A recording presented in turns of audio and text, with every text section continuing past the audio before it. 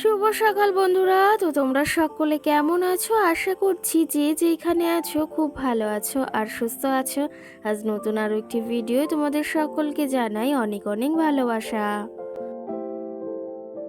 আজকে হলো মঙ্গলবার আর এখন কিন্তু ঘড়ি কাঁটাতে সময় হয়েছে ওই সকাল 7টা মতো। তো আজকের ব্লগটি আমি এই সকাল থেকে শুরু করছি তোমাদেরকে সাথে নিয়ে। আশা করি আজকের ব্লগটি তোমাদের খুব খুব ভালো লাগবে। তো চলো দেখতে থাকো। আজকে সকালে যদিও ঘুম থেকে উঠেছি ওই 6টার সময়, আর ঘুম থেকে উঠে সমস্ত কাজবাজ কিন্তু রোজকারের মতো সেরে নিয়েছি। অন্যান্য দিন তোমাদের ওই যে মাঝে মাঝে সকালের সমস্ত কাজবাজই আমি শেয়ার করি, আবার মাঝে মাঝে কিন্তু শেয়ার করি না। কারণ কি জানো তো, রোজ তো আর ওই সকালের কাজবাজ দেখালে হবে না, তোমাদের ওটা ভালো লাগবে না। তার জন্য ভাবি যে এক এক দিন এক এক রকমের দেখাবো। এদিকে সকালের সমস্ত কাজবাজ সেরে আমি স্নানটাও সেরে এসেছি। সঙ্গে তোমাদের ওই যে দেখালাম না, আইব্রোটা করতে হবে। আর আজকে যাব এক জায়গায়, তার জন্য সকাল সকাল সমস্ত কাজবাজ তাড়াতাড়ি সেরে নিয়েছি। তারপরে এই যে ঠাকুর পুজো দেওয়ার জন্য আবার ফুল তুলতেও চলে এসেছি। আর এই যে দেখো আমার ফুল তোলা কিন্তু কমপ্লিট। আজকে কিন্তু এই যে 4-5টা জবা ফুল পেয়েছি, আমাদের গাছেই কিন্তু ফুটেছে। অন্য অন্য দিন কি জানো তো, একটা ফুলও পাই না, আর সেটা ভীষণই খারাপ লাগে যে নিজে এই যে ফুল গাছ লাগিয়ে সেই ফুলগুলো যদি না পাই। বলো এতে খারাপ লাগে কি না লাগে? তো কি জানো তো, আজকে ফুলগুলো পেয়েছি, বেশ ভালোও লাগছে। আর ওই যে একটা ফুলও যদি ঠাকুরকে না দিতে পারি না, তখন মনের ভেতরটা ভালো লাগে না। তো তার জন্য আজকে অনেক কটাই ফুল পেয়েছি, সেগুলো দিয়ে আজকে কিন্তু ঠাকুরকে পুজো দেব। এই সাদা জবা গাছটায় দেখো একটা সুন্দর সাদা জবাও ফুটেছে। এই যে সাদা জবা গাছটা, এটা কিন্তু আমিই লাগিয়েছিলাম। এটাই মাঝে অনেক ফুল ফুটেছিল, এখন ওই যে দু একটা করে ফুটছে। আগের দিন দুটো করেই দেখেছি, কিন্তু সকালে উঠে দেখি একটা ফুলও নেই। এতে বলো কি খারাপই না লাগে। তো যাই হোক, এইদিকে পাশের বাড়ি একটা ননদ, ওই যে যাকে সাজিয়েছিলাম, সে আমাকে কটা ফুল দিয়েছে, জবা ফুল। আর সঙ্গে আমি কটা তুলেছিলাম গাছ থেকে। আর কি জানো তো, সত্যি কথা একটা তোমাদের বলি, সেটা হচ্ছে ঠাকুরকে না আমার অনেক সাজিয়ে গুছিয়ে ফুল দিয়ে পুজো দিতে না ভীষণ ভীষণ ভালো লাগে। সাগরকে মনে হয় সবসময় ফুলের ভেতর রাখবো, এমনটাই কিন্তু আমার মনে হয়। তোমাদের কার কার এরকম হয় অবশ্যই কিন্তু একটা কমেন্ট করে জানিও। আর আজকের ভিডিওতে তোমরা হয়তো আমার গলার আওয়াজটা একটু অন্যরকম পাচ্ছ, একটু ভাঙা ভাঙা পাচ্ছ। কারণ কি জানো তো, এই ভিডিওটা সেই মঙ্গলবারের, মানে যেদিন বিশ্বকর্মা পুজো ছিল, আজকে হচ্ছে বিশ্বকর্মা পুজো। আর সকালে তো একটু কাজবাজ বেশি করা হয়েছে। কারণ কি জানো তো, বিশ্বকর্মা পুজোর দিন একটু কাজবাজ বেশি থাকেই বাড়িতে। যে কোনো পুজো হোক বা যা কিছুই হোক না কেন, কাজবাজ কিন্তু আমাদের করতেই হয়। আর ওই যে আমাদের কথায় আছে না, বাঙালির 12 মাসে 13 পার্বণ, কথাটা কিন্তু একদমই বাস্তব। একটার পর একটা কিন্তু লেগেই থাকে। আর এই যে তো এখন পরপর পুজো, এই যে বিশ্বকর্মা পুজো, এরপরে দুর্গা পুজো, কালী পুজো, কার্তিক পুজো, কতই না পুজো রয়েছে বলো। তো সেই ক্ষেত্রে ভীষণই মজাও লাগে যে পুজো আসার আগটায়, মানে ভীষণ মজা লাগে। আর পুজোর দিনগুলো আসলে কিন্তু একদম তাড়াতাড়ি কেটে যায়। তো যাই হোক, এইদিকে আমি ঠাকুর পুজোটা দিয়ে এসেছি, আর সঙ্গে একটু চা করে নিয়েছি। আর গলাটাও প্রচণ্ড ব্যথা, আজকে একটু রোয়া চা করেছি। আর এই যে দেখো মাথাটাও ধুয়েছি, কারণ কি জানো তো, প্রচণ্ড মাথাটা নোংরাও হয়েছিল। আর সঙ্গে ভাগ্নের জন্মদিন, ওরা আমাকে নিতে এসেছে, কিন্তু আমি না বলতে পারছি যাব কি না, মানে বলতে পারছি না, কারণ শরীরটা ভালো নেই অতটা। কিন্তু চেষ্টা করছি যাওয়ার, কিন্তু কি করব সেটা আর বলতে পারছি না। আর এই যে তোমাদের সঙ্গে সকালে ভিডিও শেয়ার করেছি, তারপর থেকে আর কোনো কিছুই তোমাদের সঙ্গে শেয়ার করিনি। ওই যে বললাম শরীরটা অতটা ভালো না, প্রচণ্ড ঠান্ডা লেগেছে। সঙ্গে মামামের তো আগেই লেগেছে, তারপর পরই কিন্তু আমার লেগেছে। আর কি জানো তো, শরীরটা ভালো না থাকলে না কিছুই ভালো লাগে না। সে তুমি 1000 টাকার জিনিস বা দামি দামি জিনিস বা যা কিছু এনে দাও না কেন, কোনো কিছুতেই কিছু ভালো লাগে না। তো এই যে শরীরটা ভালো নেই, ভেবেছিলাম যাব না, কিন্তু আমার ননদ এতবার করে বলছে যে আসার কথা। আর দিদিরও তো একা কষ্ট হয়ে যায়, আমি গেলে একটু অন্তত হেল্প হবে, একটু হাতে হাতে কিছু করে দিতে পারবো। তো বুঝতেই পারছো, একটা বাড়িতে অনুষ্ঠান হলে কতই না কিছু থাকে কাজবাজ। তো তার জন্যই ভাবলাম এখন যাই। এখন ঘড়ি কাঁটাতে ওই ৭টা মতো বাজে। ৮টার দিকে ভেবেছি বেরোবো। ট্রেন রয়েছে ৮টা ২৫ কিংবা ১৫র দিকে। তো এখন এই যে রেডি হয়ে গেছি প্রায়, মামামকে রেডি করিয়ে দিয়েছি। ওর চুলটা বেঁধে দেবো। আমি এই যে একটু রেডি হয়ে নিয়েছি, চুলটা এখন একটু ঠিক করব। তারপরে ওই যে বেরিয়ে পড়বো।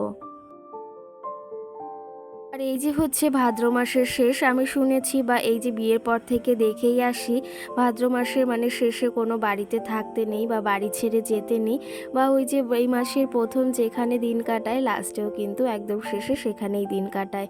কিন্তু কি জানো তো, কিছু উপায় নেই, আজকে আমাকে এই সংসার ছেড়ে যেতেই হচ্ছে এমন দিনে। ওই যে কোনো উপায় ছাড়াই, কি জানো তো, ওইদিকেও দেখতে হবে, সবাইকেই দেখতে হবে। ননদ বলছে তোমার কিছুই হবে না, তুমি আসো। আর শ্বশুরবাড়ির লোক যখন এরকম বলে তখন তো আর কিছু করারই থাকে না, বলো। তো এই দিনটাতে আমাকে শ্বশুরবাড়ি ছেড়ে যেতেই হচ্ছে, কিছু করার নেই। কিন্তু ওই যে কি জানো তো, সবাই যদি পাশে থাকে তাহলে কিন্তু সবটাই সুন্দর মনে হয়। আর কি জানো তো, ওই যে শ্বশুরমশাই দিয়ে আসবেন, আমার শ্বশুরমশাই হচ্ছে টোটো চালান, তো তিনি বলেছেন দিয়ে আসবেন, রেডি হও তারপরেই। আর ওনরা যাবে কালকে সকালে, আমিও ভেবেছিলাম কালকে সকালেই যাব। কিন্তু ওই যে কালকে যেতে যেতে দিদি বলছে তোমাদের তাও বেরোতে বেরোতে 10টা 11টা বেজে যাবে, তুমি এখনই চলে আসো। আর আমাদের এখান থেকে আমার ননদ বাড়ি যেতে বেশি হলে ওই মানে 45 মিনিট কিংবা 50 মিনিট মতো লাগে। তো তাড়াতাড়ি যদি সব কিছু পেয়ে যাই তাহলে আরও কম লাগে।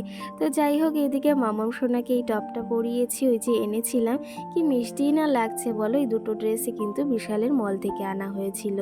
এটা এমনি নর্মালি পরানোর জন্য এনেছি বাড়িতে, আর পুজোর ড্রেসগুলো তো এখনো ধরা রয়েছে। আর এই যে সমস্ত ব্যাগ গুছিয়ে নিয়েছি, এই ব্যাগটা তো মাম্মামের পিপিওকে দিয়েছিল, দেখতেই পাচ্ছ কত সুন্দর ব্যাগটা। আমার তো ভীষণই ভালো লাগে। এর ভেতর কিছু জিনিসপত্র নিয়েছি, আর সঙ্গে ওই বড় ব্যাগটা নিয়েছি। তো যাই হোক, আমার মাম্মামকে কেমন লাগছে তোমরা কিন্তু অবশ্যই একটা কমেন্ট করে জানিও।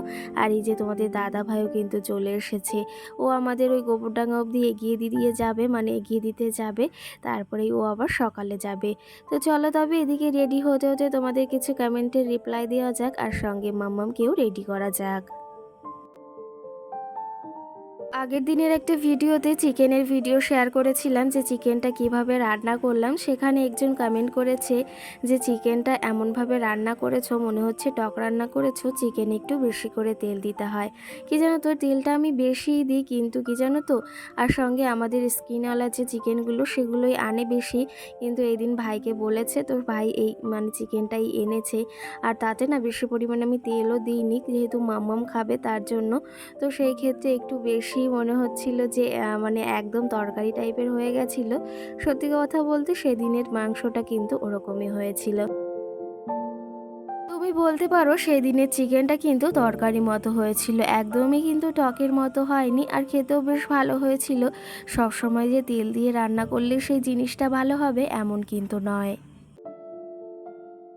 সঙ্গে রুমি নামে আমাকে একজন কমেন্ট করেছে, দিদিভাই তোমার ভিডিওর অপেক্ষায় থাকি, আর কেন ভিডিওটা ছাড়ছো না, এরকম কিছু একটা কমেন্ট করেছে। তো কি জানো তো, এই যে শরীরটাও ভালো নেই, ননদ বাড়ি থেকে এসেছি, আর এই ভিডিওটা সেই মঙ্গলবারে তোমাদের সঙ্গে শেয়ার করতে অনেকটা লেট হয়ে গেল। আর খুব তাড়াতাড়ি তোমাদের সঙ্গে ভালো ভালো ভিডিও শেয়ার করব। আশা করি তোমরা পাশে থাকবে। শরীরটা অতটা ভালো নেই, সেটা তোমরা আমার গলার আওয়াজটা শুনে হয়তো বুঝতেই পারছো। সঙ্গে আমাকে আরেকজন কমেন্ট করেছে, তোমার ওই রঙিন ডিব্বাগুলো খুব দেখতে কিউট, কিন্তু সত্যি কথা বলতে ওই ডিব্বাগুলো কিন্তু আমারও ভীষণ ভালো লাগে। আর তোমাদের ওই যে ভালো লেগেছে এটা শুনেও কিন্তু বেশ ভালো লাগছে। সঙ্গে কিন্তু আরেকজন আমাকে এই কমেন্টটা করেছে যে চিকেনে অয়েল দাওনি। হ্যাঁ গো, অয়েল দিয়েছি, দেবো না কেন, তোমরা তো ফার্স্টেই দেখেছো যে অয়েল দিয়েছি, তারপরেও কিন্তু এই কমেন্টটা করছো। তো এবার থেকে চিকেনটা, আমি কিন্তু চিকেন বেশি অয়েল দিয়েই রান্না করি, আর স্কিন থাকলে না সেখান থেকে আরও বেশি অয়েল মানে তেল বের হয়। তো সেই ক্ষেত্রে এই দিনে চিকেনটা আমিও মানছি যে একটু খারাপ হয়েছে, মানে দেখতে খারাপ হয়েছে, কিন্তু খেতেও বেশ ভালো হয়েছিল। সঙ্গে রাখি নামে একজন আমাকে কমেন্ট করেছে, তোমার ভিডিও ১ মাস ধরে দেখছি আর আজকে প্রথম কমেন্ট করলাম। তোমার ভিডিও খুব ভালো লাগে, সেই ক্ষেত্রে অসংখ্য ধন্যবাদ তোমাদের। আর তোমাদের কিন্তু অনেক কটা দিন আমি ভিডিওর মানে কমেন্টের রিপ্লাই দিতে পারছি না, তার জন্য কিন্তু ভীষণ খারাপ লাগছিল। তো যাই হোক, এদিকে দেখো বাড়ি থেকে বেরিয়ে পড়েছি, স্টেশনে এসে বসে রয়েছি।